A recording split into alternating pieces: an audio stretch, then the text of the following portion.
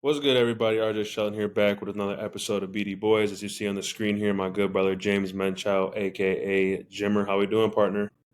One more week. We got one more week until these holidays are over. So it's counting down to it. Jimmer's got a 5-day weekend starting on Friday. Well, after the workday of Friday. So we just got to make it through this week, man. And then the fun begins. And then the fun Absolutely. begins. We get together with family. I get to go to a Packer game on Monday. Humble brag. And we just get to enjoy some time off to reset before crazy holiday season begins. Absolutely. Are you beverage in hand? No, not today. I know. Just got done with dinner. I think I just sprinted in here, and I was like, we can take a little bit of a breather. No, that's fair enough. It's all right. It's I gonna be just okay. I just hope the Adulting people sucks. We all have to do it at some point. I And hope today, Jimmer's gonna soft. bring it. Come on now. It's Tuesday night. Let's go. Let's go ahead and hop right into it. Our Packers went ahead and beat the Seattle Seahawks 30-13. That now gets the Packers at 10-4. Jordan Love was 20 of 27 from the field, 229 yards, throwing 2 touchdowns. Josh Jacobs had 26 carries, 94 yards, and 1 touchdown. Christian Watson had 3 receptions for 56 yards. And obviously, we got our good brother Romeo Doubs back at 3 receptions for 40 yards and 2 touchdowns. Josh Jacobs also had a couple receptions as well, four receptions, for 42 yards. Jalen Reed back in the mix a little bit, even if it might be, jet sweeps around, catching it, whatever you want to call it. It's good to see him in the column. He had 5 receptions for 34 yards. Great run by the Packers on both ends. Dominant performance. Talk to me about this. Bro, I love it when I walk in here on Tuesday and I kind of look over some things of the game, watch the highlights again, maybe read into some things and go, we got ourselves a nitpick Tuesday, brother. And you know what? I love a nitpick Tuesday because that means things went right and Right. a lot of things we don't really have to touch much on some things. So Right. let's get right into it. First off, let's just start with good everything. Man, that first drive, they came out and said, today you better be a man. It's a man's game today. And if you ain't ready, then guess what? What just happened, which was Josh Jacobs down the field all day, every day, first drive, and Seattle was like, crap.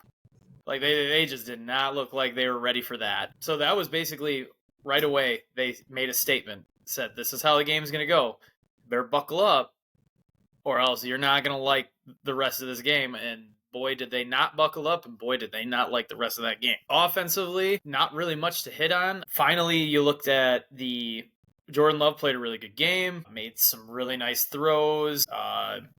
The wide receiver core, I think, had their best game in a long time, maybe of the season. This might be as an overall performance they had, maybe since Arizona.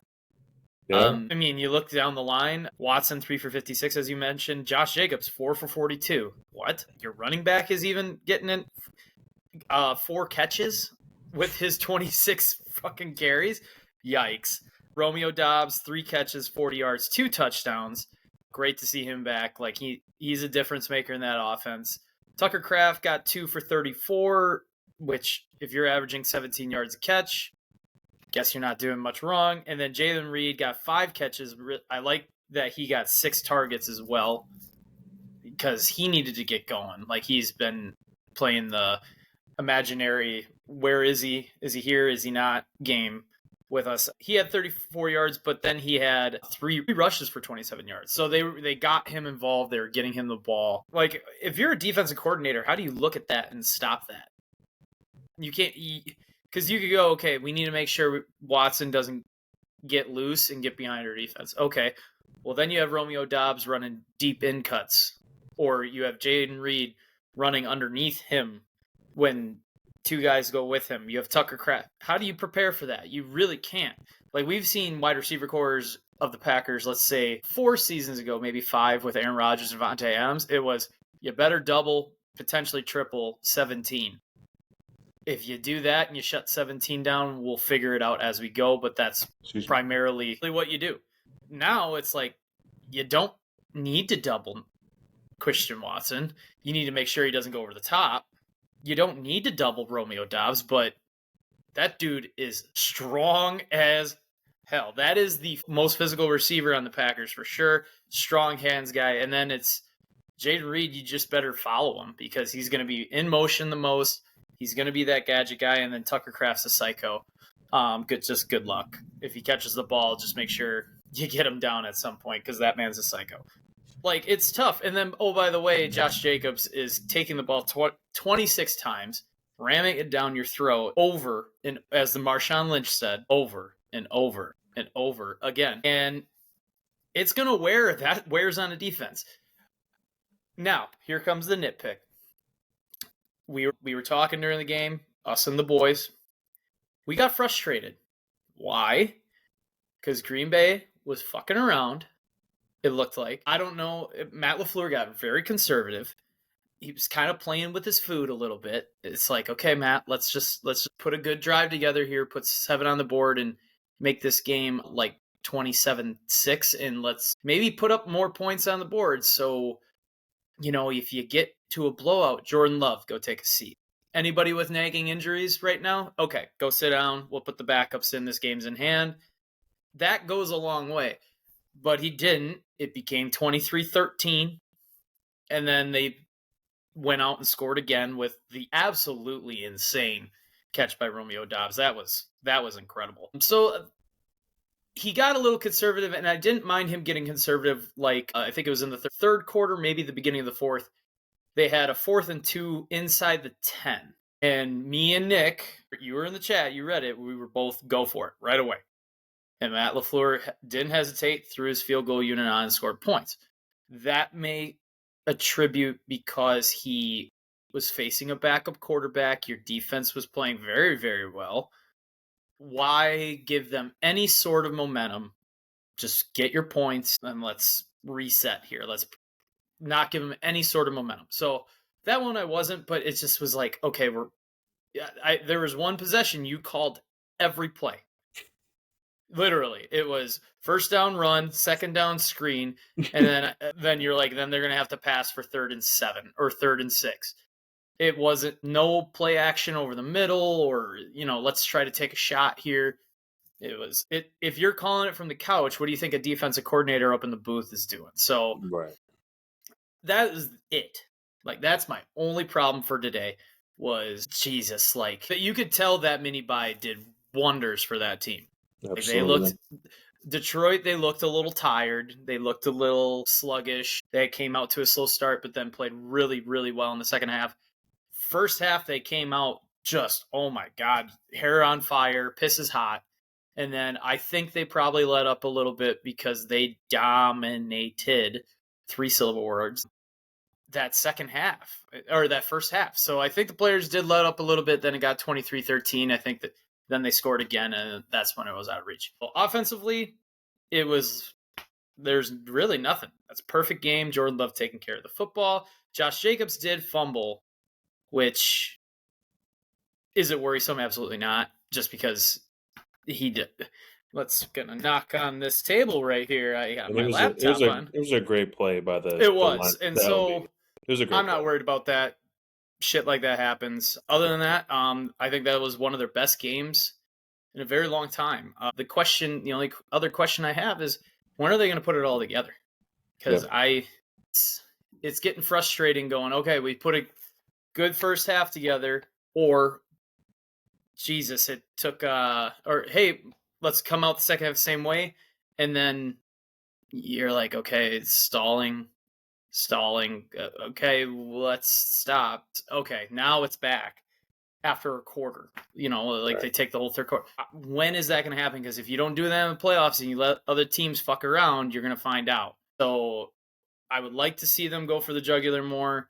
A win's a win. We're nitpicking nowadays, but if they start to play complete games, yeah, people better watch the hell out. So that was the offense. Defensively, we have been waiting for a performance like that for a very, very long time. I thought they were going to sling the ball around a little bit more than what they did to begin with. This is all up until Geno Smith went out. Thought they were going to sling the ball around a little bit more than what they did. It's amazing to see how much we have finally a playmaker in the middle of the defense, and that man is Edgerrin Cooper. Now, they run the same stuff without him, but it's the fact of how much better of an athlete and how much better his instincts are, and just how much of a better linebacker he is compared to Eric Wilson and Isaiah McTuffie. Because the dude was everywhere. And I mean everywhere. He has the athletic ability to, okay, it's 3rd and 5, 3rd and 6. They got 6, 7 guys all up on the line of scrimmage. Who's coming? Who's not? And then he can blitz, get to the quarterback, as we saw. He had a sack. He can turn around, sprint into Tampa 2, right down the middle of the field, pick up the inside guy onto the seam, or he can just play man-to-man with a running back. He can do it all. And when you got a guy like that, that makes playing offense so much harder. You could see that because they had 7 sacks. They were confusing Seattle with that package. So it's amazing to see, once he came back, how much all of a sudden now Devontae Wyatt's getting into the fray, played a really good game, which is huge. And Kenny Clark played a really good game too. His stats don't show it, but the fact that he's the guy taking the double teams, he's the guy doing the grunt work, the blue collar work, where he's the unsung hero of that defense because he's doing all the things people don't realize to open up an Edgerrin Cooper coming around the loop, or Devontae Wyatt getting a one-on-one. So another sack for Rashawn Gary. I'm pretty sure, if I'm looking at that right, Yep, Rashawn Gary played a really good. Had one. That Brenton Cox Jr. kid, man, I mean, I think he missed the 53 to be initially to start off with, and then Preston Smith getting traded obviously reintegrated him back into the 53. That dude's got energy. I mean, that kid just has one motor setting, and it's high. So I love seeing that. Kingsley Enagbare had his best game of the season. And it sucked seeing Quay Walker go down because him and Cooper, dude, oh my God. You could just see Quay. Now, Quay Walker's been playing really well, like for the past 3 games. But you can see how much pressure he has off of him when Cooper plays. Because they just seem like they are on the same wavelength. I think Quay is going to be used more as the blitz person, the blitzing linebacker, because Edgerrin Cooper's way better in pass coverage than Quay Walker is. Because you just tell Quay, that guy, go get him. That I reiterate this. Quay was the Robin to somebody else's Batman all through college. I think he's still the Robin. It's okay to be Robin. Robin was cool as shit. I went as Robin when I was 4 years old at Halloween for a reason. He's cool as shit. So it's okay to be a Robin. And being out, Quay Walker being out, there is a silver lining. It's Edgerrin Cooper becoming the green dot, getting the play call, getting the symbols in, or the signal caller, because that's what Quay Walker had to do when Devondre Campbell got hurt. Can't believe I just brought that motherfucker up on this podcast. When Devondre Campbell went down, Quay Walker in his rookie year had to be the signal caller, and that goes a long way. So Edgerrin Cooper got a little bit of the signal calling, which is really good. He just, like Edgerrin Cooper, I kind of compare him to Xavier McKinney. Like, McKinney is a high football IQ guy. Like, he recognizes things. He gets guys into the right position. Cooper just seems like he gets it. Like, he recognizes things. He seems like a very smart, intelligent football player.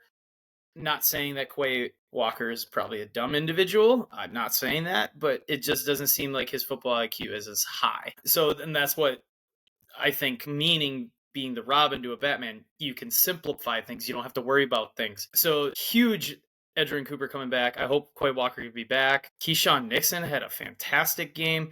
Like, just down the line, we didn't talk about Eric Stokes, thank God. That means he did something right. And then the guy who I thought was going to be the breakout guy this year finally had the games that we saw him have last year, and that was Carrington Valentine. Like, I thought Carrington Valentine that's why they didn't go corner. Like, I think that was the sole reason they didn't go corner was because of Carrington Valentine. Like, that's why they didn't go higher. Oh, Carrington Valentine as a rookie year for a 7th round pick played ungodly. Like, 7th round pick, and he's starting and you can rely on him. It's hard to come by, especially at the cornerback position. So he has had a very underwhelming or a very underperforming season, and he finally played like how we saw him do it last year. And if he does that, now I think he's going to be the odd man out once that number 23 guy, I forget his name, he's been out for so long, John Money Alexander comes back, because I think then Keyshawn Nixon's going to kick outside and Javon Bullard's going to be your nickel guy. But with Javon Bullard out, Carrington Valentine's going to get some more snaps because Keyshawn's going to move back inside and Ja's going to be on the outside with Evan Williams and Xavier over the top. So again, this pack, and the other thing that's impressive me, and again, yes, they were playing with a backup quarterback and a backup running back. The Packers gave up 80 yards of rushing, and maybe some. I mean, I think people. I mean, real people will remember. I think for the past 3-5 seasons, the Packers' run defense has been abysmal. Like they were just getting bullied around, pushed around, getting gashed. They were sometimes the worst in football. This run game for the past how many games has been. It is not an easy task to run on this defense. So I don't know what they're doing. Again, having Edrin Cooper back and Quay Walker playing at a high level really, really helps. But games like Detroit last week, as an example, old Packer teams may have given up 200 rushing yards to David Montgomery and Jahmyr Gibbs. This game, I know the Seattle Seahawks like to run, may have given up 100, 125. They only gave up 80. And again, yes, playing ahead and then the backup quarterback coming in helps a lot. But nothing really else about this game that we need to talk about because they played a phenomenal game. It was low stress except for that one little 10-minute sequence where I was like, okay, you can stop this at any time. James would like to see a blowout. And we never did until then it went 30-13, and then Seahawks realized they were pretty much done. So, great win by the Pack, and now we move on, and we're coming home, baby, because James is going to be there next Monday. Humble brag again. I'm just going to keep on saying it. Tonight, a Monday Night Football under the lights. This is my first Monday night game, man. Yeah, you're going to be ecstatic because Monday night games, especially in Lambeau Field and at Green Bay, are special. We got the Saints coming into town. They went ahead, I believe, lost in overtime last week as I'm looking right now. Yep, to the Commanders. 1 for 2, not overtime. They tried to go for 2. They didn't get it, but this is a game for another feel-good. I think right now, the way we played this past weekend, if we have that same mentality going throughout this whole season, to matter where we go ahead and play when it comes to playoff time, we have a very serious, in my opinion, opportunity to go ahead and go to New Orleans. I don't really care who we play. If we play like we did last week, this can be the best team in football along with all these other teams that we go ahead and talk about. So talk to me about this and what you're expecting from a whole on Monday night. You remember the Rams game? Oh, first of all, the Saints are dead. Let's just say that. They're a team that's dead. And they just don't know it. They're still up walking around. They don't even know it yet. But they're dead. But it is the National Football League. Right. They are still very good. Anybody can get got. But they're going to come to Lambeau. And it is going to be potentially cold. I don't know what the weather is. It's a little too far to. But if it's under 30 degrees, that team's going to be like, man, we are a losing team. And it's cold. They're going to get on that plane and feel that air. Yep. No, Lord. So I expect, and I'm not sure if they're going to be playing with Derek Carr. He didn't play last week. I don't know if they're shutting him down. I haven't read into it much yet on this fine Tuesday afternoon. But they're banged up. But the only thing I need to see is, well, one, what is this? Episode number, I'm going to say maybe 5 to 7, that James is going to say they're going to run the football a lot. Because guess what? They're going to do it. If it's cold out and the Saints don't like it, get ready and buckle up because they're just going to pound that rock. So if it's cold, man, I expect to see what we saw against Miami, but they don't run that kind of electric offense that Miami does. So the one thing you got to worry about with the Saints offensively is don't let, from what I've seen, Alvin Kamara, obviously you want to bottle him up. But then, 2, Marquez Valdes-Scantling, yes, former Packer, does one thing really well in the league, and that's run that way, very fast. He's been having some pretty good games. Like, it may be like only 3 or 4 catches a game, but he catches one big pass a game. So that's just something you got to worry about. Don't let them behind you. And I think they're going to try to bottle up Kamara, maybe put 7-8 guys in the box. We'll see. But if it's cold, man, and there's a backup QB playing, this better be a 3-2. Kind of like what Seattle was, more evidence of what Miami did. But I think if they play their game, they play a clean game like they did in Seattle, this is going to be another blowout. Hopefully, I get to leave a little early. I'm staying up in Green Bay for the night. I could go back to Stadium View a little bit early, see if like Gilbert Brown's still there, the Gravedigger. But go back to Stadium View early, pop a few victory beers early, maybe get Jordan Love and those guys again who are having some nagging injuries off the field. Let's sit, because guess what? You can't look past the Saints, but I can. You and I can sit here. We can look past the Saints. Absolutely. Because guess what?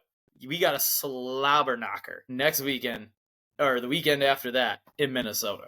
So playing, if you like, I would want to blow this team out. Like, let's go out there. Let's beat the living piss out of them. Let's sit for the half the fourth quarter, maybe even the whole fourth quarter. Let's just beat the piss out of them so bad that they quit, and let's get a little bit of a rest, because if you don't play a full game, I mean, you've been at a high level before. If you're not playing a full game, like if you get sat the whole fourth quarter because you're either getting beat bad, which I don't think you've been on the losing end of that side very often, but you have been on the side where it's like, bro, it's 50-0. We're just starting the fourth quarter. You're going to sit for the rest of the game. That pays dividends. That's 15 minutes you don't have to worry about whether, if you're Josh Jacobs, a linebacker coming and cracking you in the A gap. You don't have to worry about Jordan Love, about a defensive end coming around the edge and taking your head off. Like, defensively, you don't have to worry about getting picked or having to go make a big hit. You don't have to worry about that for 15 minutes. The body can rest. Maybe start icing or whatever you do early. Get warm, because heated everywhere in the sidelines. If they can come out and just pop them and just beat the piss out of them, get a little rest, like early rest, get the body calmed down, get fluids in, what have you. It pays dividends. I mean, the Vikings don't have an easy game, even though they're playing Seattle. I don't know if that game's in Seattle or if that's in Minneapolis. I kind of want to say they're in Seattle. I think I looked at that. They got to travel. Like Green Bay, you get to stay at home. But, yeah. Yep, Vikings travel to the Seahawks. Yep, they have to travel. They got to go to Seattle. They got to go play in Seattle, and then they got to travel back. Where Green Bay, they just got back from Seattle. They get one extra day, even though it was Sunday night, going back to Seattle from the West Coast. They get a day extra of rest for this game on a short schedule, but it's only 5 hours. So, well, they're flying plane an hour, 45 minutes. I don't know. It's not going to be long. So traveling isn't going to be a problem. So you can't lose this game. We talk about must wins or can't loses. This is a can't lose game, which isn't as severe as a must win game. But you don't want this loss. If you make this loss, I mean, you're still in the playoff picture. They're going to go to the playoffs. But right now, with how the NFC is, those 4 teams up there where we thought it was going to be like, okay, 3 and 4 are going to be the NFC South and the NFC West. Not very good divisions. Well, guess what? Tampa Bay's starting to play really well, and below them, Los Angeles is starting to play well. At this rate, I know which team I'd rather not face, but it's still a little too early. You don't want to drop a game and then have to play Philadelphia or Detroit, because Detroit's banged up.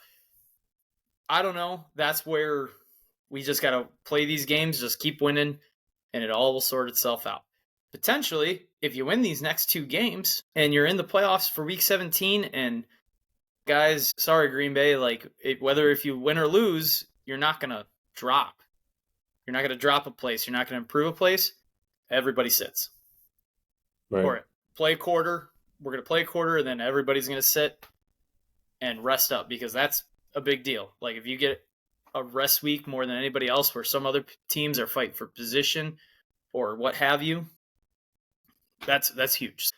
Go out and win this game, then go take care of business in Minnesota, and then we'll see what the playoff picture looks like for week 18. Absolutely. And Derek Carr is out for the whole year, so it's going to be okay. So backup quarterback, go beat the piss out of him like you did against Seattle. Hopefully this game's 24-0 halftime, and then by the halfway through the third quarter, 42-0, 40-0. I don't care. 38-0. And then all of a sudden, Jordan, to the bench, sir. Let's go. Let's have Malik Willis. I want to see Malik Willis second half. So we'll see. But they need to take care of business. No, I'm right with you on that. Wouldn't mind to see 300 yards total in rushing. Moving on. Badger basketball real quick here. They did go ahead and beat Butler 83-74. Good little getting back on track in the winning column after losing 3 straight.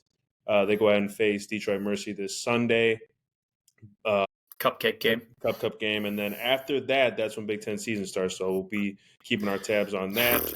Brewers. Devin Williams is heading to the Yankees, which is crazy. Talk to me a little bit about this. We all know how the Yankees move. This isn't typical that the Yankees wouldn't do something like this. No, you knew he was going to go to a bigger franchise or a team with that can afford, that's on the up and up and can afford a premier closer. It sucks because he has one of the most effective pitches in baseball, which is his airbending changeup. That's why we call him the airbender. But you saw this year, when he came into the league, dude, that boy was a dog. He's throwing 98. The changeup was 87, snapping off. He's kind of slowed down a little bit, just a little bit. Changeup's still nasty.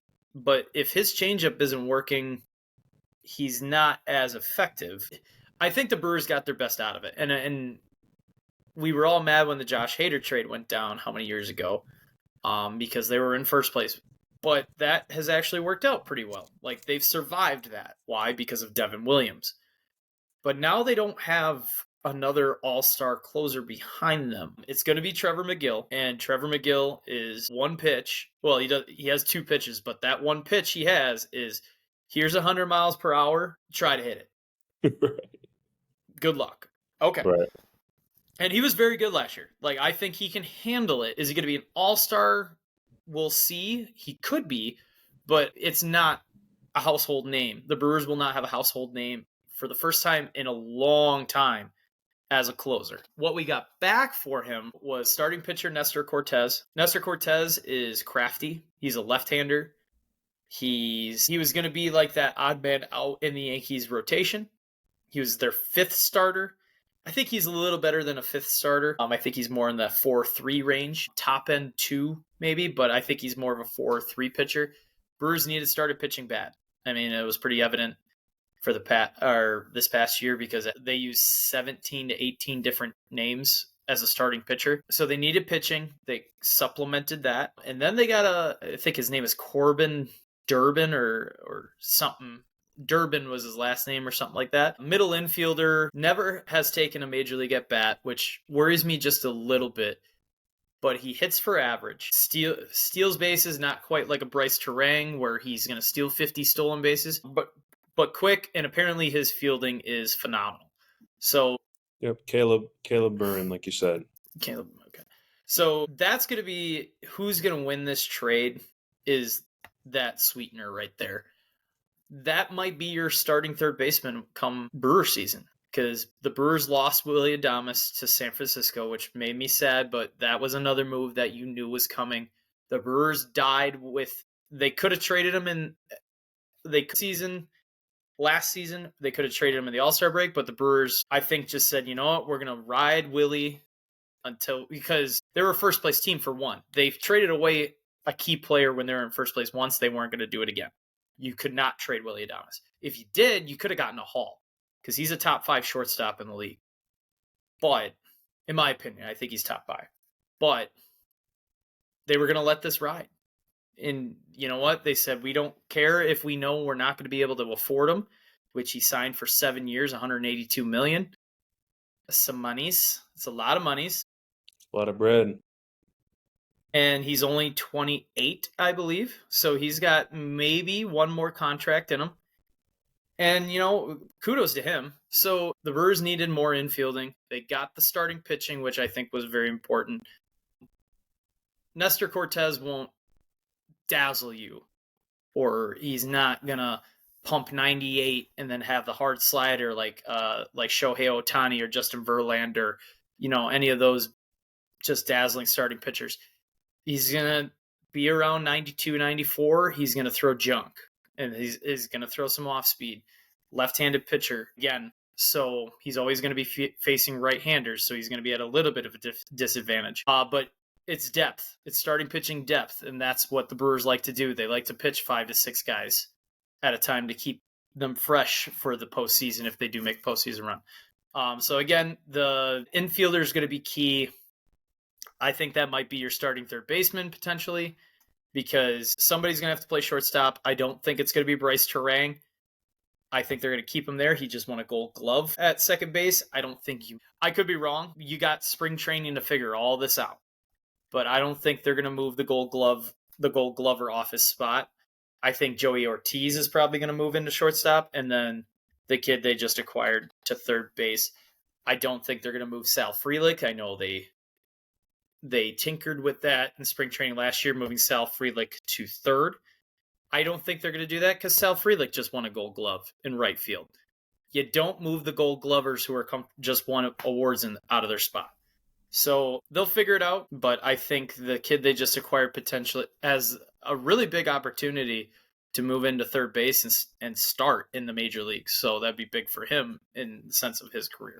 So unfortunately, Devin Williams is gone, but I mean, the Brewers bullpen, I think, can sustain it. It's not going to be like on paper, people aren't going to pick them to be the best bullpen in baseball like they usually did. There's going to be some more youngsters that we haven't heard of that are going to be coming up to start or to pitch in the bullpen. And the Brewers have leaned on their bullpen heavy, very heavy. So winter meetings I don't know if the winter meetings are still going on, but it's a long offseason. Brewers made you look at 2008, Brewers made 2 acquisitions in January in Lorenzo Cain and Christian Yelich. So this is not done. There's a lot of pitching free agents out there. Do I think the Brewers are going to go get one? I'm not sure. I think the Brewers will be in the market if they do get a starting pitcher. It'll be a guy who is looking for a long-term deal. If it's a big name, if they're going to go get a big name guy, I think it's going to be a short deal, like maybe 1 to 2 years for bigger money because he didn't get a big term deal or a long-term deal somewhere else. So the Brewers are known for that. They just did that with Rhys Hoskins. And, I think Rhys Hoskins being 31, not 37.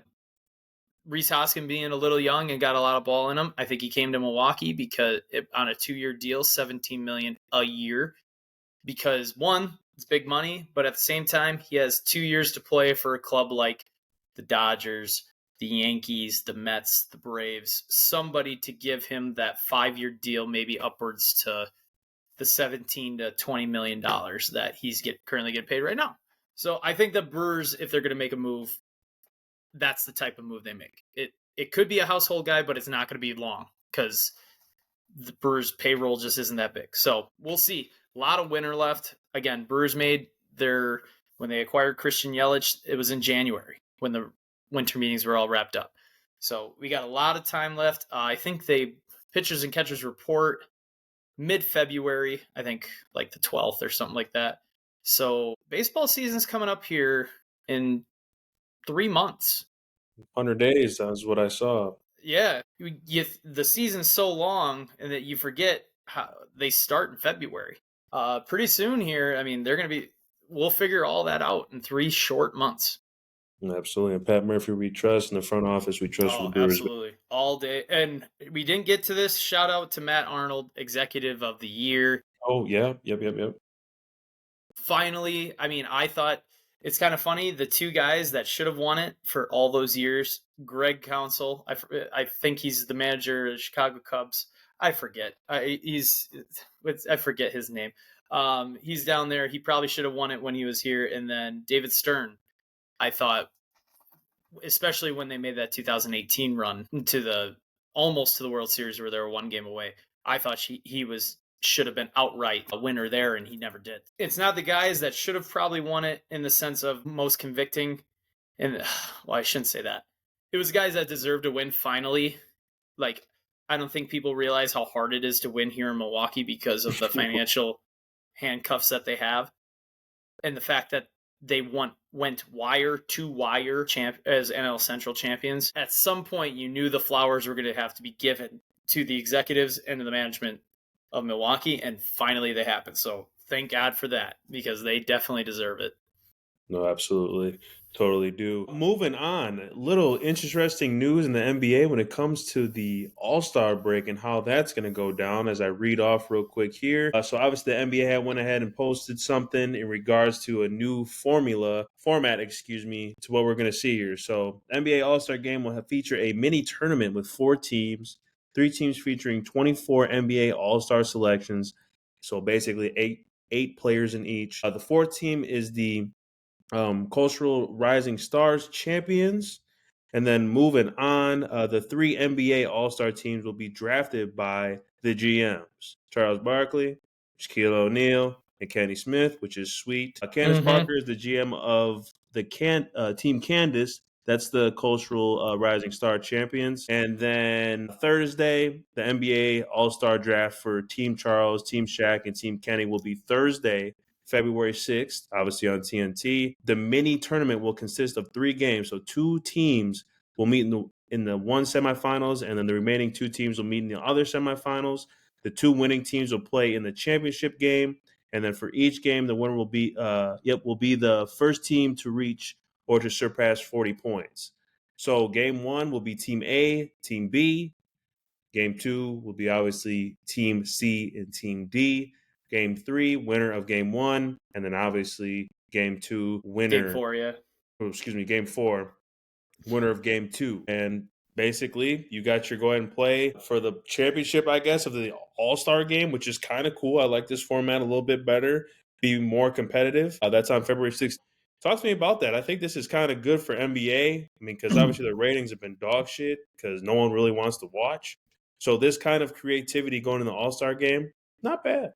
I mean, I agree with it. The All-Star game has been entertaining, I will say, 1 year in the past 10, 15 years.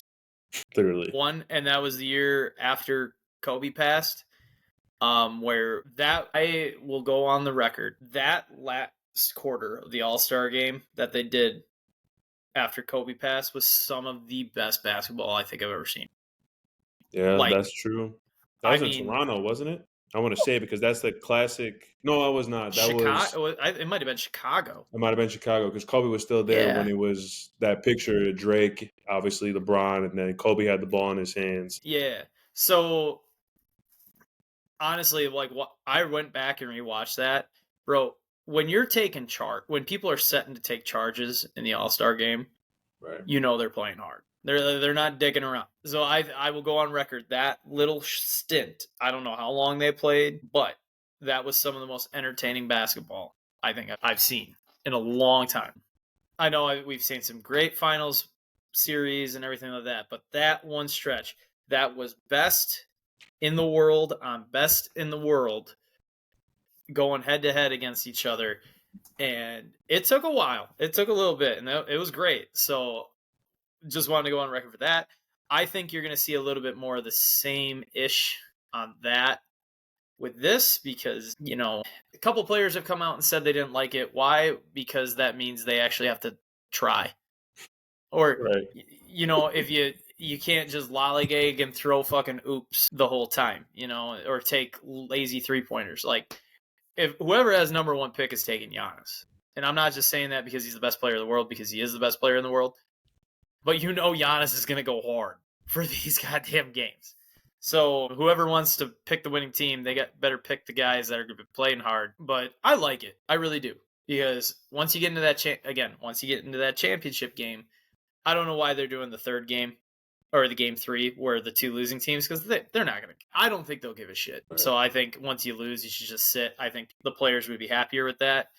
But that championship game, if you're playing to 40, that's basically 20 baskets. I don't know if they're going to put it's probably going to be 2s and 3s scoring system.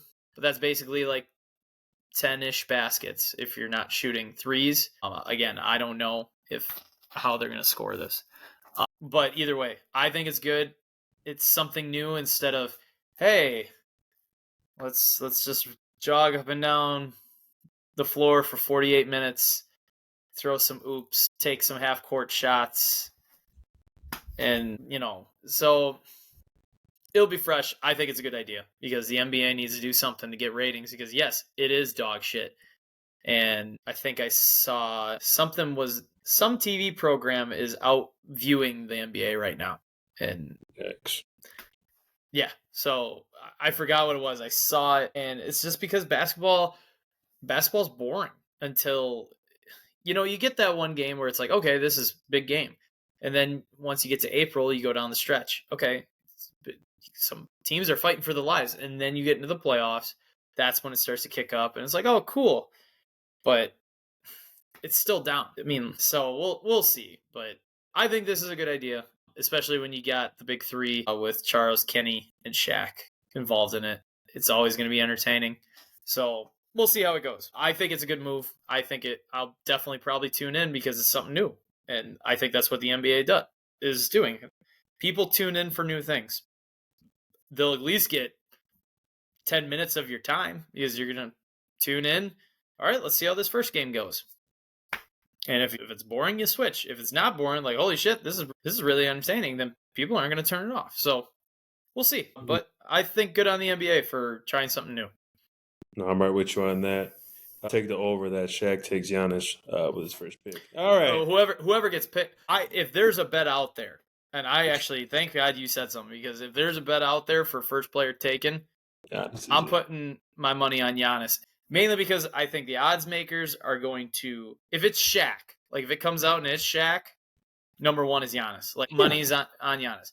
If it's somebody else, I think Chuck has, I don't know, Chuck is kind of goofy too.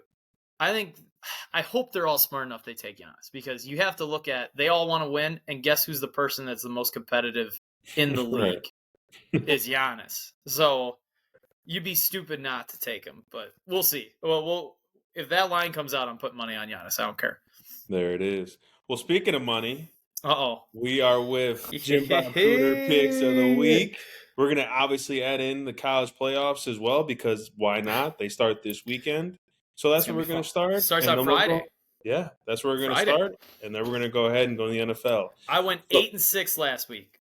It's not bad. Better than my 2-win week before it. Yeah, thank God I didn't put much money on anything that week. So, smart man. Yeah. Smart 8-6 though. I'll take just over 500. So not bad at all. We'll take it. Let's go ahead and get right into it. Friday, 8 p.m. Indiana versus Notre Dame. Notre Dame's getting 7.5.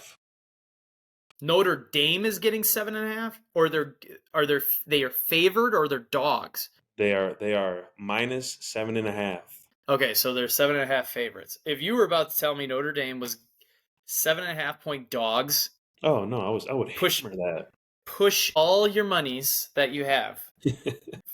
Take all the kids' presents back, get your money back, push all the monies back in, and go and re-buy it, because you're going to make a profit of it. But I'm going to go Notre Dame. Now, this is going to be an interesting game because it's in-state rivals. Well, we can't even call them rivals. They're in-state teams. What's the crowd going to be like? We don't know. Obviously, it's probably going to be Notre Dame heavy, but there's going to be a lot of Indiana fans there too. Like, it's not a far drive. So we'll see. I'm still taking the Irish. After seeing Indiana's performance on the road against Ohio State, wasn't very impressive to me. I think it'll be one of the same. So I will take Notre Dame minus 7.5 on that game. SMU versus Penn State. Penn State is getting minus 8.5 on Saturday at noon. It's going to be cold. I'm going to lean heavily to these northern teams against the southern teams. How many times has an SMU player, I want to know, gone and played in the northeast and played in any temperature below 40 degrees? I want to know. I guarantee it's not many of them. And if they haven't done it in a while because they've been playing in Texas. So Penn State, they're built for this type of weather. They're going to be physical. And I think they're just going to wear down SMU. So I'm going to take Penn State. Then we got Clemson and Texas. Texas is favorite minus 11.5. That number is scary. Yeah, that number scares me because it's playoffs. Backdoor covers are going to hit, I think, a lot. For one, I take the over on this game. I don't know what it is. but I think Clemson's going to at least put up points in this bout. I don't know how many, in the sense of if it's going to be close, if they can stop Texas. The over is what I'm seeing right now. The over is minus 115. Might be too much. No. That's the odds. That's the odds. Excuse me. Let me see. I was like, no, my bad. It's 51.5. Ooh, 51 Sorry, and a half. I didn't even see that. I was gonna say if that shit's 150. I'm like, is that at the basketball game? If it was 115, I was about to tell you, don't put your money on Notre Dame. You better put your money on the under of that game. Jesus, imagine that though. But no, it's 51 and a half. I don't like. You know what? I think Texas is going to be pissed off that they lost to Georgia. They're going to be at home. All the big people are going to be there for the first college football-ish, like this type of college football game of the playoff, the new playoff. I think Texas is going to come out and roll for the minus 11. I think Clemson probably is going to put up some points, but I just think Texas is going to be yeah, I think Texas is going to be a little too much here.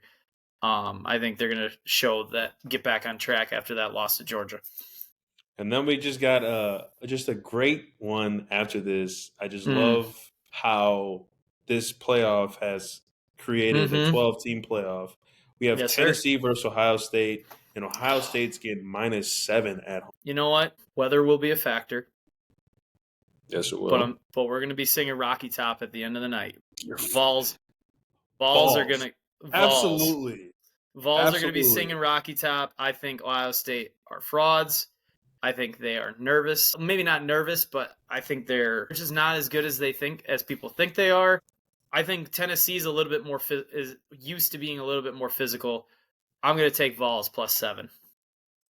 And I just want to go ahead and let the good old Val people know that the Michigan Wolverines rushed the ball for 172 yards, and you got a running back that averages over 100-something. Run the damn ball. Vols. Easy. If it's above 40 degrees there, Vols easily. But if it's going to be cold in Ohio, which I don't think it is, man. I think it's going to be nice and mild out. I think Vols +7. I think that's going to be. It's between Notre Dame and Indiana and Tennessee, Ohio State. I think is going to be your game of the week.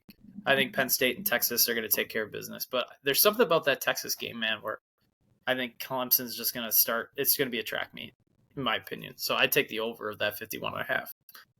Yeah, it's going to be – I don't care what the weather is for Tennessee. Tennessee's a very good ball club. Tennessee's a good ball club. So, but let's move on over to the NFL. We'll go ahead this Thursday, and then obviously Saturday I'm seeing here and Sunday, which is crazy that they're playing. Yeah, I'm surprised NFL is even going to try. Why are they doing that? Try to challenge the new football playoff, because I tell you what, first of all, I'm not a fan of any of these teams.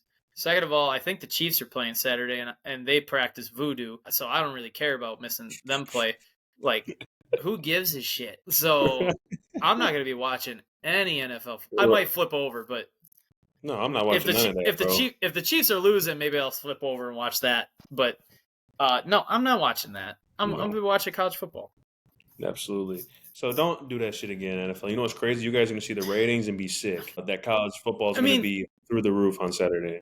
I mean, I get it if there was no college football playoff. If it was the old format where the first set of games would be played on New Year's Day, right, and then the next ones would be played like 2 weeks after, sure, play your Saturday games. There's no football on.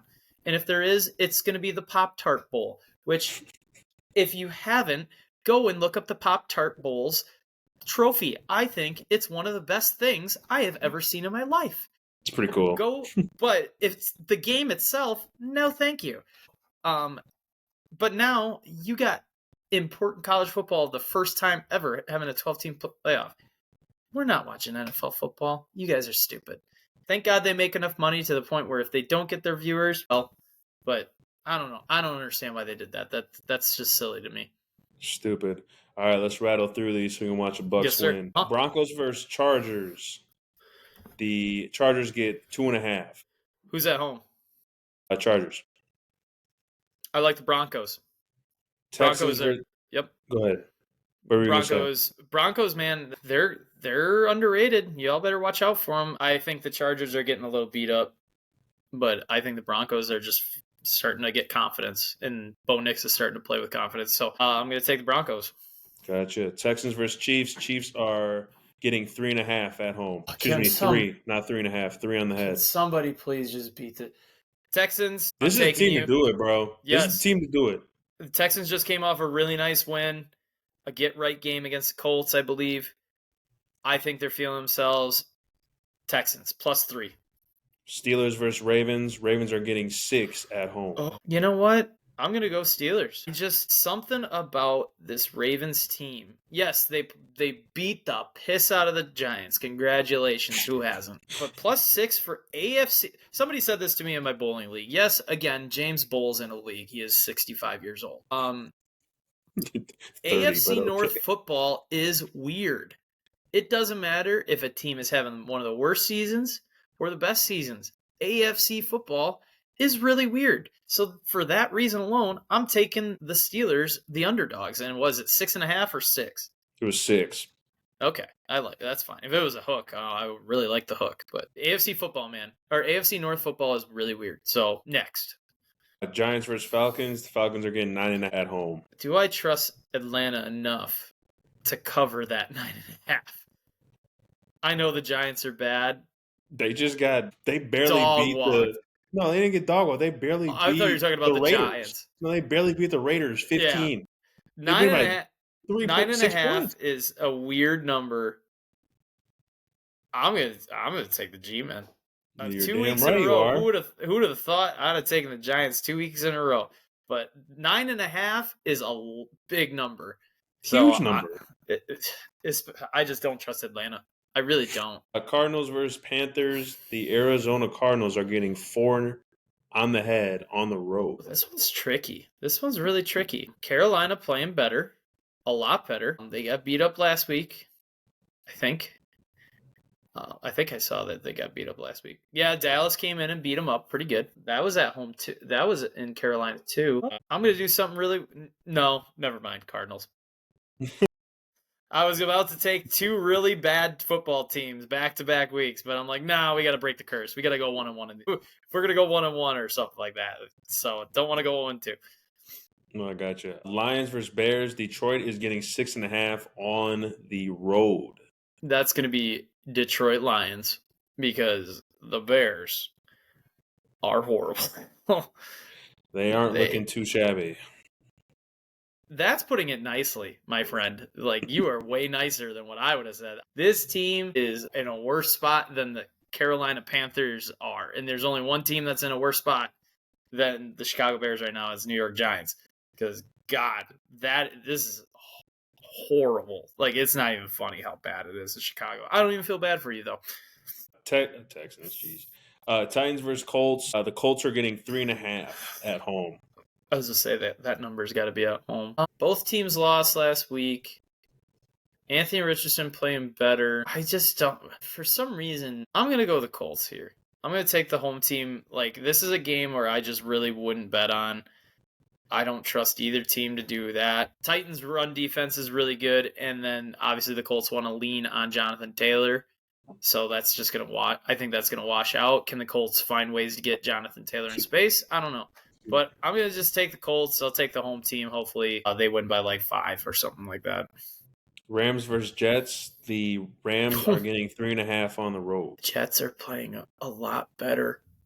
Rodgers has been playing unreal these past Aaron is playing a lot better. Where is Aaron at? Well, he's looking a lot better. I think I'm going to take the Jets. Jets. Aaron Rodgers on ayahuasca for 3.5, please. Eagles versus Commanders. Eagles are getting 3.5 on the road. The Commanders aren't looking too good. I mean, they barely squeaked it out against the Saints. I know that was on the road. I think the magic is starting to wear off just a little bit. I think this number's too small not to take a team like the Eagles. So I'm going to take the Eagles minus 3.5 on the road. A lot of 3.5s today. Yeah, Browns versus Bengals. Bengals are getting 7.5 at home. Browns don't look good, do they? They look the Bengals are at home. This game's weird too. I mean, it's AFC North football, but we've seen this game where it's like, dude, the Browns are so bad, and the next thing you know, they win like 41-35. It's like, huh? Right. Like, I didn't even know they could score that much. They haven't scored that much in the past 4 games. I think I'm going to go with the Bengals. They've looked really good these past 2 games. I'm going to go with the Bengals minus 7.5. I think Jamar Chase and T. Higgins are starting to figure shit out. And Joe Burrow, man, it's hard being that offense is the best offense in football statistically. I think I saw. And they're like not even 500. That's sad. Not even. So, but I think Jameis Winston isn't that good. I think Kevin Stefanski is going to get fired after the year's done. So I'm going to take the Bengals at home. Even though that's an in-state rival, I'm still taking it. This one's crazy. Jaguars versus the Raiders. The Raiders are getting 1 point at home. Oh my God. Well, we talked about the Pop-Tart Bowl. Welcome to the Toilet Bowl.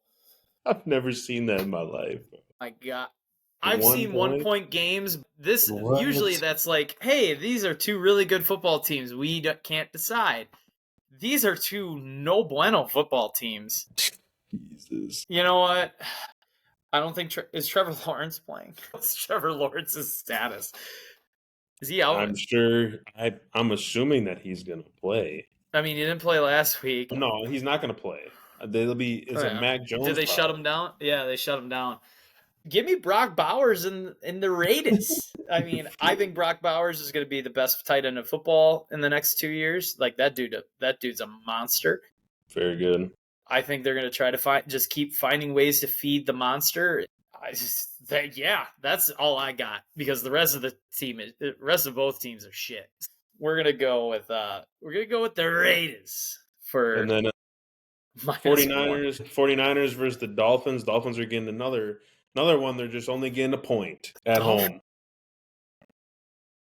I don't know about that. I like the 49ers. I think the Niners are going to be a lot more physical. And they can cover that 1 point. You kidding me? Yeah. But Miami at home, man, they just fly around at home.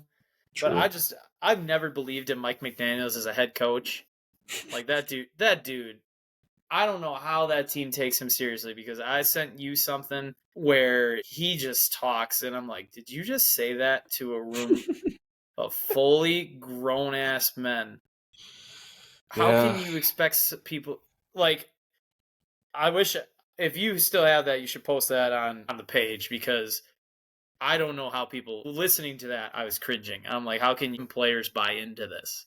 So I'm going to take the Niners. I don't want to, but that's just another team where if Mike McDaniels was the offensive coordinator and somebody else was the head coach, that team I think would be so much better. But Mike Daniels, I just don't think guys take him seriously. I mean, I know there's things as players, coaches. So like Matt LaFleur, I think is a player's coach, where there's other people who are not players' coaches or coaches, I guess we can call them. And that's more of a Sean Payton, Bill Belichick, now that he's at the Tar Heels, some of those more strict coaches in the league. There's not many of them, but like Mike Vrabel, I think he's got the perfect balance of guys are going to respect him because he played in the league. He won all those Super Bowls, but he's also going to be that guy that puts his arm around you. But Mike McDaniels, he's a player's coach, but I don't think people buy into what he's saying because he's just a nerd. He's a nerd. So I can't take him seriously.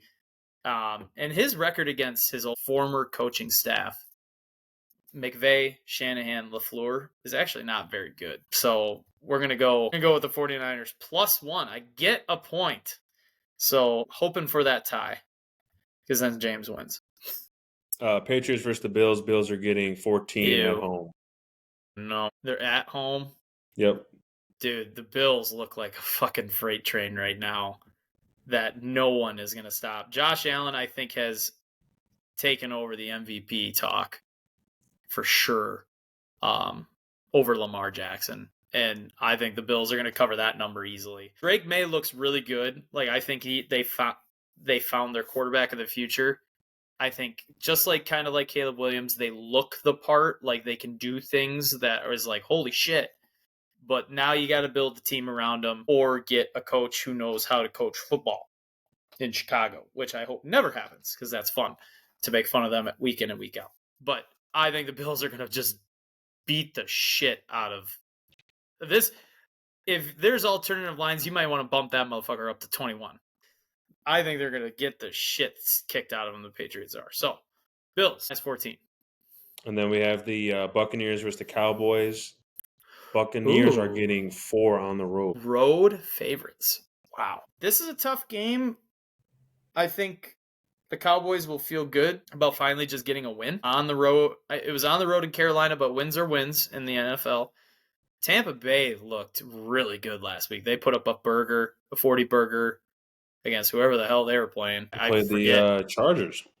Yeah, you're right. They put up a 40 burger at home against the Chargers. I think they're going to walk in Dallas, and this might be Mike McCarthy's last game. If it's 40-17 again, I'm taking the Bucs, as I don't like taking road favorites, even though I have taken a lot of road favorites. But I just, that Buccaneers team kind of scares me now with Mike Evans and Baker Mayfield. Now that Baker Mayfield can go, Mike Evans is down there somewhere. Yeet. So they look good. They played really well. I think they'll have some confidence going into Jerry World. Jerry World is usually pretty nice to home fans or incoming crowds because of snowbird cities. So I'm gonna go Tampa on this one. I think this, if they lose, like if it's another 40-scene game, Mike McCarthy is gonna get fired. And then last but not least here, the Vikings versus the Seahawks. Vikings are getting 3 on the head as the road dogs. This is tough. If Geno Smith doesn't play, I'd put this in early. If betting, I'm going to give you betting advice, so do the exact opposite. I'd put this in on the Vikings early because if Geno Smith ends up playing, because I haven't heard anything saying that it's in question or if it's for certain, if he ends up not playing, the Vikings may have 4 turnovers, maybe 5. You're talking about Seahawks. No, I'm talking about Minnesota Vikings. I'm sorry, takeaways. Let's call them takeaways. The Vikings might have 4 or 5 takeaways because Sam Howell, I think his last starting year in Washington, he had 21 picks, 21 touchdowns, 21 interceptions. So he's going to give the ball away. And I think Minnesota's defense is just too good. Brian Flores has got them doing things apparently Harrison Smith has said he's never seen before. Yada, yada, yada, blah, blah, blah. Y'all up in Minnesota can suck it. But if Geno Smith doesn't play, which he looked very frustrated right away after that injury, it's only 3 points as well. Sam Darnold looks really nice. Justin Jefferson is Justin Jefferson. Not so much talk about Aaron Jones, but I'm okay with that. So I'll take Minnesota again to just keep on winning, even though y'all don't play anybody. But you know what? I digress. We're not going to talk about it. So I'm going to go Minnesota. And then whatever the Packer line is, I just take that right away too. You were there. You and our boy Tony said, hey, that game's only 3.5 from Green Bay against Seattle. Why don't you jack that shit up to 5? Jimmer jacked it up. Jimmer wins. So if Geno Smith doesn't play, that line's going to go up heavily. I'd even put even more on it because, again, that Seattle offense with Sam Howell did not look good. It might look better with a week of preparation with Sam Howell taking snaps at once. That makes a whole difference. We've seen that. But I'm still just going to take the Vikings. Sam Howell loves to give the ball away. So hopefully if Kenneth Walker III is there, they'll probably try to lean on him. But I don't see Seattle winning this game. Though, still, unfortunately. I would love it. Because it would make the next week very, very interesting. So we'll see. But hopefully the Seattle Seahawks can throw Green Bay a bone, even though we just beat the shit out of them. So there it is. Mm-hmm. And the Packers is 13.5 at home. Take the Packers. Anyways, with that being said, Jimmer, it's always an appreciation for you to get on here. You guys have a wonderful week and a wonderful weekend. College football playoffs is starting on Friday and Saturday. And then Sunday, you got football. And Christmas is almost here. We will be on before Christmas. But if not, happy holidays. But we're going to probably be on. Jimmer, appreciate you, brother. Everyone, peace out. We'll see you sooner than later.